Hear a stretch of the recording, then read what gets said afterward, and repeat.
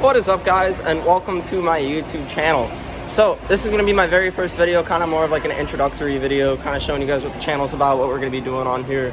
And in this video, we're going to be walking over our first project on this channel, and that is going to be my brand new to me, 1992 Nissan S13 240SX S chassis Sylvia, whatever you want to call it. It's one of these. I got a 240. This is the car. Let me tell you more about it. So I bought this car about a week ago, and this thing is completely original, untouched, unmolested, super clean chassis. We'll do a quick walk around here so you can see what we're looking at. Since I've gotten the car about a week into owning it, I put a set of D-Max D1 coilovers on it. I pulled the diff out and welded it, and I have also done some sort of custom exhaust, which you guys will see in a minute. Let me show you the interior of this thing. Very, very clean, all original. Go ahead and get inside it.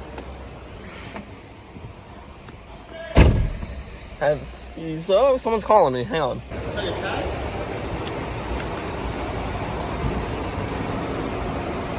What about that? Right? That's on purpose.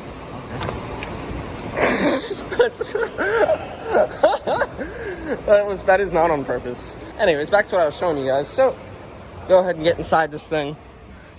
We can see everything in the interior is pretty much intact. This piece that is really brittle, that is usually broken on a lot of S chassis, is still intact. The dash is relatively uncracked. There is like a few little hairline cracks, like here, and here, but I'll probably take care of that at some point soon. Original steering wheel, original shift knob. The handbrake actually works very well, which is nice. Headlights go up and down without a problem. The AC blows ice cold. You can see full interior. We got the back seats. We even got the little cover on the hatch. And speaking of the hatch, and we can even see, super rare, the hatch struts work, which is really cool. Holds up the hatch nice and good. And if you guys know S chassis, these things are really heavy, and these struts fail very commonly.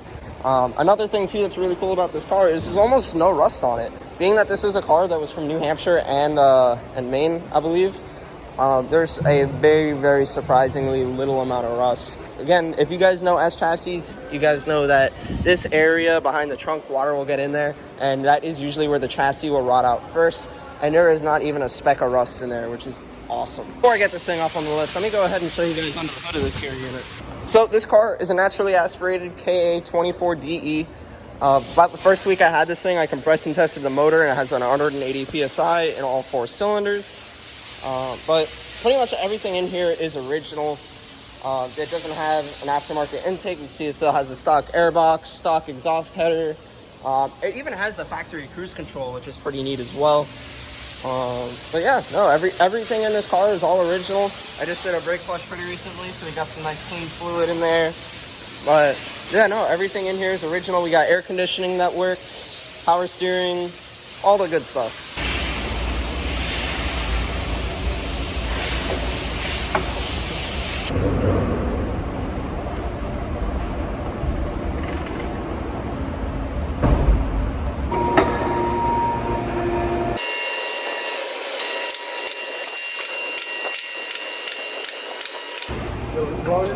Yeah, you're fine. You know, they come up to me, they ask to borrow my can of brake cleaner. I say you can borrow it, but it's empty. What are you gonna do? Just figured I'd put the flash on just so we could kind of talk about the underside of this thing. And, ow, who put that lift there? I didn't like that. Anyway, so this is the underside of the car. You can see pretty much everything under here is pretty clean. These are the D-Max coilovers that we're talking about. Pretty nice. Most of our boots are intact. I do need to replace this tie rod, so we will do that pretty soon. But other than that, I can't really complain. I mean, again, you got to keep in mind this car is from up north, so there is a bit of rust. The frame rail did have some holes in it, so one of the previous owners, I believe the first one, just patched it. Oh, there, that's much better. Yeah, so you can see the frame rails were patched here and here, but other than that, it's not too bad. There's a bit of rust here, but nothing crazy structural. And going down to the back of the car, this is my trick little exhaust that I was telling you guys about. I tried my best to mimic the stock exhaust, but it's not perfect. The main reason I did this, however, is because the muffler that came on it, I wish I still had it to show you, totally blown out, had a fat hole on the bottom right here. It rattled, it would sound raspy, it sounded really gross. So me and Connor, we just chopped it off right here, and we were bored one day. We went to AutoZone, spent like 30 bucks and made a little exhaust. This thing will get a proper cat back at some point soon, but that is not our main concern. Pretty much everything back here is intact. Nothing's really leaky or wet, which is awesome. All this black stuff, this is all undercoating, because remember, car's up north. See, pretty much everything is pretty dialed on this car. What do you have to say about this right now? I hope you don't clap it out, bro. Please don't clap it out. Yeah? Yeah, it's too clean. You already put a fucking straight pipe on it, so... Advanced Auto Parts Special. That was AutoZone, actually. We fixed the AC, and is it still blowing cold? Sometimes. Sometimes. Yeah, we probably got to replace the compressor. Yeah. Nice little suck on the evac and recharge. I think we might have to give that one more shot before we go ahead and throw a compressor at it. But we can do a little 30-minute suck. Yeah. Nice little suck. I would really like a 30-minute suck, to be honest. That'd be great. What do you think of what I've done to the car so far? I think it looks good. I'll probably do the same stuff, to be honest. Probably throw some tints on it and leave it alone. You don't think I should keep a fishbowl? Yeah. If it was me, I would keep it stock, and in another 5 years, I would put it for sale and double what it's worth. See, because you're gonna slide it and mess up the rear quarter panel or fuck up the frame rails like the typical 240 owner, and it's not gonna be worth shit. It's gonna be another project car sitting on the side of someone's house, and they're gonna want 10K for it, and it doesn't even run. And it's the same 240 bullshit that everybody's on. Yeah, we no lowballers. Message me. I know what I got. Yeah, I know what I got.